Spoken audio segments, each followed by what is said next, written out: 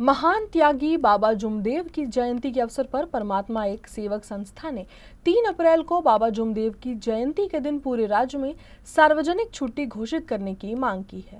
महान त्यागी बाबा जुमदेवजी यांनी कितीतरी अथक परिश्रम करून लोकांना सुख दिलं आणि त्यांच्या ज्या वाईट व्यसन होते ते दूर केले।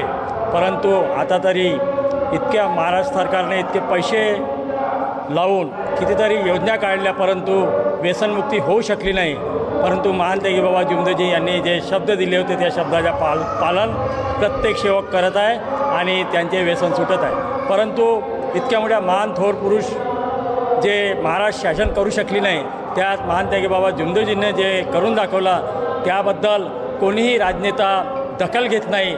माझी पुनश्च या कॅमेऱ्याद्वारे विनंती आहे प्रत्येक राजनेत्यांना आणि पक्षांना की 3 एप्रिल ही महान त्यागी बाबाचे जन्मदिवस असतो आणि त्या या जयंतीनिमित्त मी संपूर्ण महाराष्ट्र सरकारला सांगू इच्छितो की या थोर पुरुषाच्या जन्मदिवसानिमित्त 3 एप्रिलला संपूर्ण महाराष्ट्रात सुट्टी द्यायला पाहिजे।